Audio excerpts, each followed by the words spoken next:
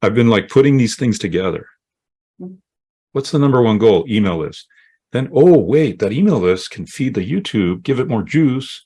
And that now you're creating this positive, virtuous loop. Even when you feel low, you can still go. Even when you feel slow, you can still go. Even when there's no hope, you can still go. I never answer to no, man, I still go. Go, go, go, go, go, go, go, go, go. Hi, Dane. Hi, so good to see you. Yeah, and you too. It's a bit early for us in the morning. Yeah, I know. What time is it there? We're live, but it is 3 a.m. So yeah. 3 a.m. Oh my goodness. You guys are like my super fans then. Wow. Questions for you, Dane. Yeah, I was just about to ask, how are you two doing? Yeah, we're doing good. We've got some exciting stuff. Good. We're actually doing a new business together, which Cool. Yeah. Which mum and son, you can't go anything better than that, really. So yeah, we're launching a new business together. So it's called Funnel Archetypes. So Love it.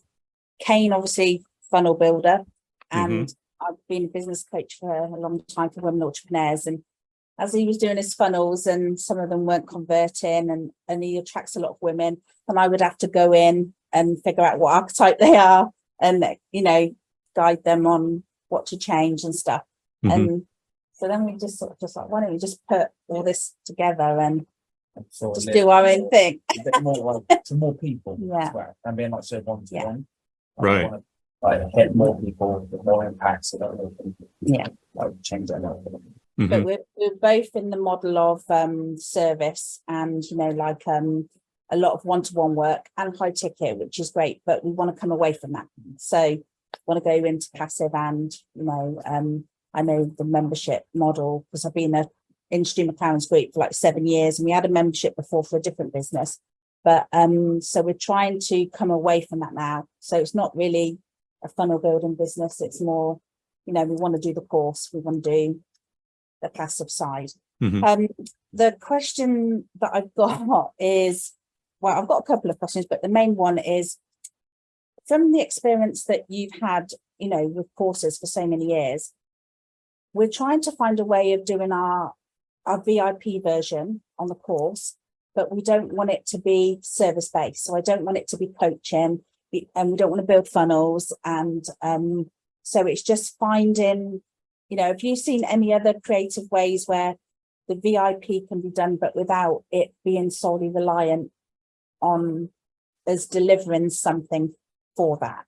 What is the highest value you can bring to a customer? Meaning, so let me give a little background. So typically we have do it yourself. Here's a course, go for it. Done with you. Here's a course, and I'm going to coach you along the way. That could be group coaching or whatnot. And done for you, let's go build that all out for you. Right. Now, if you don't want to do coaching, that doesn't mean that you have to be the one doing the coaching. Maybe you have somebody that loves doing it. And I'll give you an example. It's kind of a trip, but my coach, who used to coach for 2 Comma Club, his name is Kevin Willis. Oh, yeah. Great guy, amazing guy. He coaches me on mindset because he's a PhD in sports psychology. Yeah. Who better? And he understands the entrepreneur mind. So I was doing my coaching program for online courses, and he's like, I wouldn't mind coaching these people. I love coaching and etc. And I'm like, really? He goes, yeah. And he goes, and if they end up being a coaching client of mine, because he does mindset coaching and he offers his coaching in blocks of time, right? Then that would be his pay, so to speak, right? And I'm like, heck yeah, let's do it. Like, I get a world-class coach in my program, and he represents me well, and he's willing to do it because he really wants to move into the entrepreneurship world, right? And not that he wants to get away from sports, but he wants to make a bigger stake there. So that opened my mind because I had not thought about, because I like coaching, so I had never thought, what if I don't? What if I'm not the coach? I'd never thought of that. And he helped kind of shift my thinking, like, oh, who else do I know that would be really, really good?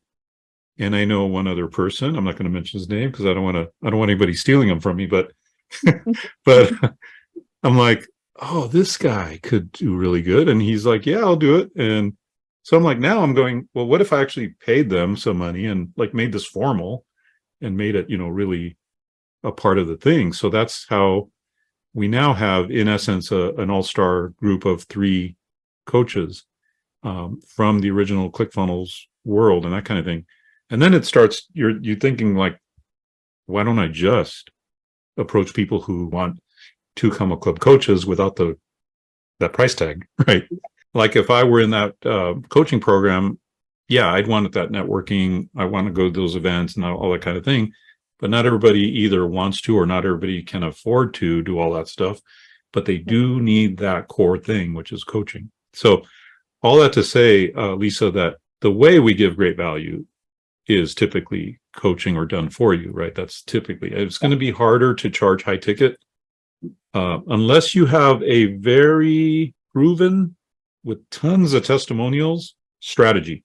More of like, the standard course, and then having a VIP option for people who, for the archetypes that we're trying to attract, they are celebrity archetypes. So they want a VIP version, regardless of what if they just don't want what everybody else wants. So it's finding something that, like you said, we could offer value. And I know that they're done for you and the coaching, which is what we've been doing, but it's not scalable for what we're wanting to do with the course, with all roads leading back to the course. So it was just trying to find that. But I think what you've just said actually just opened my mind to the possibility of actually it doesn't have to be us. Yeah. And Yeah. we actually do know a really good bunch of coaches. So, add in value from other things. That's really, really. You know what I've learned over the years is there's an old term, the killer app, right? The killer app. In other words, like the juice is in the marketing. Like if you can do the marketing part well, meaning for your own business, you can hire the rest. Yeah, that's right? really, really, really good. And that wasn't in my thinking because I've always been like solopreneur mindset. That wasn't in my thinking until Kevin mentioned that. I'm like, really? You would do that for me? Yeah. I never thought, oh, there could be a good exchange of value here. And then I thought back to my experience with my infomercial. I gotta share this with you. So I was just a guy who had written an ebook about eBay in 1998. And I was trudging along and I was documenting my process. I documented my process for a whole year in another ebook. Anyway, which I then sold as well. But internet marketing is a brand new thing. Nobody knows what they're doing, but there's a few people who know what they're doing. They're teaching it, and I'm absorbing it. So a year into this, I got that little ebook making $3,000 a month, and I got notified, or I got emailed by an infomercial company, and they said, we're looking for an eBay expert that we can feature on our national TV infomercial. And I'm like, I'm the guy. Not because I was excited, because I realized, you know what? I've had public speaking experience. I've been teaching forever. I'm an eBay power seller. I can teach really well, blah, blah.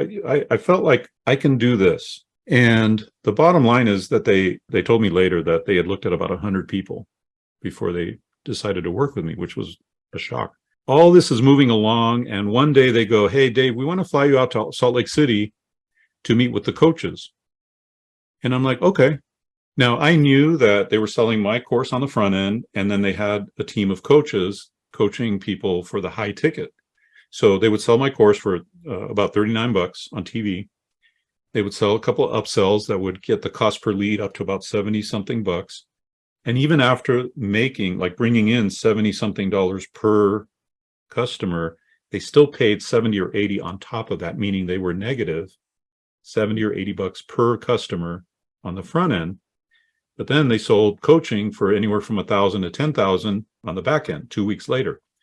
So we wanted you to fly out and meet with the coaches and, teach them some stuff. I'm like, great, I love it. So I flew out there to Salt Lake City, and they're like, oh, Dave, we want to show you around. So they're showing me around, and they're walking me through, and I walk into this office, and we go up in the elevator, and they open the door, and it opens to this like cubicle farm of people. And I'm like, oh, cool. When do I get to meet the coaches? Like, well, this is the sales floor. There's 50 people here calling your customers. And I'm just like, what? I'm just a kid who wrote an ebook. And then they go, oh, and let's go over to this. And so I meet some of the people, and they're like, yeah, Dave Espino's right here. He just walked in. They're talking, and I'm like, this is surreal. Then they go into another room. They open another door, and they're like, so here are the coaches, 60 coaches. And I'm like, I had no idea. This is a multi-million-dollar funnel campaign. They were doing about $1.5 million a month. And that's when I realized, well, not only how big it was, but how big like marketing could be. Anyway, my point in saying that all that story is when Kevin offered to coach for me, I was like, oh gosh, why did I have this blind spot? Like I didn't know or didn't think there could be a win-win for a coach, and you could make it happen. So that's awesome. That already has got my mind going, because we know tons of coaches. So, but what we'll do is we'll wait for everybody else to ask their question, and then if we can circle back. Well, guys, it's 3 a.m. I'd rather you ask your questions now. I'd like to talk to you about the Switch Away movement, which is helping people switch away from the big box consumer goods products that we all buy every week and switching toward far better quality products from a family-owned manufacturer here in the US. You may have seen this graphic that shows that almost every brand imaginable is owned by 11 giant corporations, and these corporations don't care very much about the quality they put into these products. So you end up buying low quality or even potentially toxic and dangerous products for your home without even knowing it. This can lead to disease, allergic reactions, and we don't even know that this is what's causing it. These giant corporations have way too much control over other things through what they promote in their stores or in their advertising. Maybe you don't support those things, but you feel like you have no choice. So you run to Target or Walmart to continue buying those products that are harmful to our bodies and our values at the same time. So if the idea of switching away to a higher quality, US-made, family-owned consumer goods company that actually cares about the ingredients they put into their products, in other words, they use far more healthy ingredients, and that compares favorably to the big box brands in terms of price, all delivered conveniently to your home, then be sure to visit switchaway.com/Dave to learn more about switching away. I switched away for me and my family, and I think you'll like it too. Yeah, so the other one was in terms of the course, they are not people who are wanting to come on to Zoom rooms and have accountability buddies and have accountability calls with groups and stuff. They want accountability, but not in the sense of doing all that stuff. But they'd have their camera off, or they're busy doing one thing and trying to do it. So when you were like when it comes to the courses and the accountability side, have you come across any creative ways of doing that for the more like the empire builders, the maverick side of people that don't want to go and sit on a Zoom room and listen to people chat on for 2 hours? Yeah, that's a great question, because at the higher levels, they're super busy. Yeah. They don't have a lot of time, don't want to chit chat, that kind of thing. So, the only thing that comes to mind is maybe using something like Slack or Telegram. So I'm part in another business. I'm part of a Telegram chat, and that's worked out really well. It's in real time, and you can make, private groups. You could even just make a private one just for that individual. And assuming that they can acclimate to Telegram quickly, or Slack, or whatever it is that they use, that's a messaging app like that, that might be the way to do it. For accountability, something along those lines. And maybe you guys probably know better than I do what would be a good system for that. Yeah, no, that sounds like a good idea. Yeah, Kane's the absolute opposite archetypes to me. So he will do a Zoom thing, but we're trying the coach, that side of it is my responsibility. So I do not want to do Kane's version of that, because he'll sit there all day and do that. But And you know what? At those higher levels, if you've got high ticket clients that are, you said at a high level of status, it may be good to ask them, what's your preferred way of receiving coaching, and do it custom for each individual, instead of having them try to fit into what you're doing. yeah, That might be better. yeah, Let me consider pounds. yeah. That's what I mean. And back to, I think it was Donnie what was talking about the membership. Mhm. Was about the membership, because he was brick and mortar. And I don't like doing the same thing for too long. I will just burn it down once I get bored. So give it about 8 weeks and I'm done. I can't, when I was on Stu's thing and in his mastermind before, and it was like, I'll do this for 2 years or even for 12 months. I was like, oh, I just can't deal with that length of time doing the same thing. And then once I've created it and 2 months in, that's it. I just want to shut it down and give everyone their money back. So the membership side of that, because we want to focus on the course, all roads lead back to the course. But I know that this continuity thing. So I was listening to what you were saying to Donnie about other things like that you could add in there. So if you've got a course and that's all roads lead back to that, and you were doing a membership, you wouldn't obviously use the same content, but would you do stuff that's like pads around it or that complements it, or, so I don't want to run really long-term memberships. Yeah, I would be thinking about even potentially bringing in guest speakers or adding new content, different ways, whatever makes it fresh and exciting and new and gives value. Yeah. Something along those lines, or having maybe a couple parallel tracks that they can either, hey, if you're more interested in, let's say, paid advertising, you go this track. And if you're interested more in this, so you potentially provide several tracks that they can follow, but they're pre-recorded. So you're not having to do new work. Something like that, I think, could be valuable. Yeah. I think the main answer for that is what is the result they're getting and how can you best help them get there? And that'll inform a lot of the answers.